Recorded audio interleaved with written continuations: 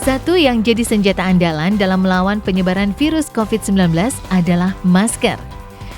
Nyari masker sekarang memang udah nggak sesulit awal pandemi tahun lalu. Mau beli masker medis, masker bedah, masker kain dengan berbagai jenis, di mana aja ada. Tapi masalahnya, masih ada aja yang nggak paham memakai masker yang benar, sama memilih jenis masker yang sesuai. Seperti yang kita ketahui, penularan virus corona dapat melalui droplet atau percikan yang keluar saat kita batuk, bersin, maupun saat berbicara. That's why, untuk mengurangi risiko penularan COVID, penggunaan masker udah jadi harga mati. Biar droplet tidak masuk ke hidung atau mulut kita. Ada 3 jenis masker yang disarankan untuk memutus penyebaran virus corona yang ada di Indonesia, yaitu masker kain, masker bedah, dan masker N95.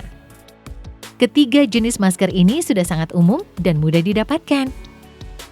Tapi sebenarnya seberapa ampuh sih ketiga masker ini untuk menangkal virus corona?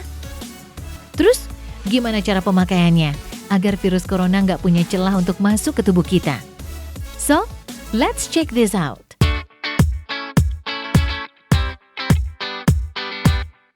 Yang pertama, ada masker kain. Sesuai namanya, masker ini terbuat dari kain yang berlapis dan bisa dicuci.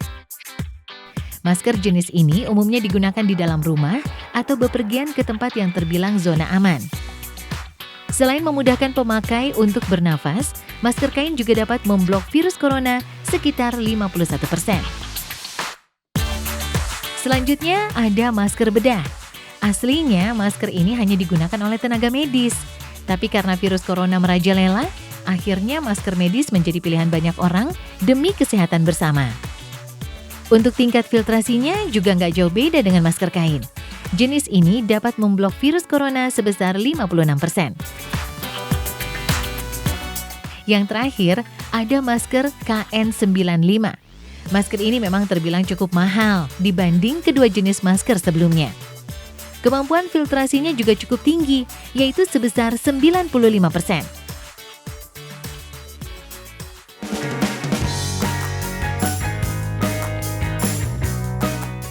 Healthy people, karena virus varian Delta 3 kali lebih cepat menular, Kementerian Kesehatan akhirnya menyarankan untuk menggunakan double masker demi mencegah penularan COVID varian ini.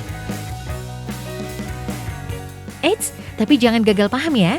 Double masker yang dimaksud bukan 2 masker bedah atau 2 masker kain, tapi caranya di-mix seperti ini. Selain lebih mudah didapat, kedua jenis masker ini harganya juga terbilang lebih murah dibanding masker jenis KN95. Dengan penggunaan 2 jenis masker ini, tingkat filtrasinya juga naik beberapa level. Selain itu, untuk pernafasan juga aman, karena kedua jenis masker ini memang breathable.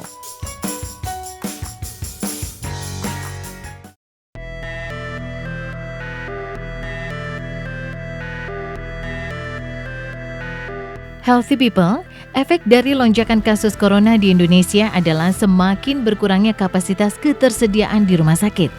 Sehingga, beberapa rumah sakit membuat keputusan hanya menerima pasien COVID dengan gejala sedang, berat, hingga kritis. Para pengamat dan praktisi kesehatan juga memprediksi kondisi yang demikian juga mengancam semakin menipisnya ketersediaan obat-obatan perawatan COVID-19. Yang tak kalah genting adalah tenaga kesehatan dan medis di rumah sakit.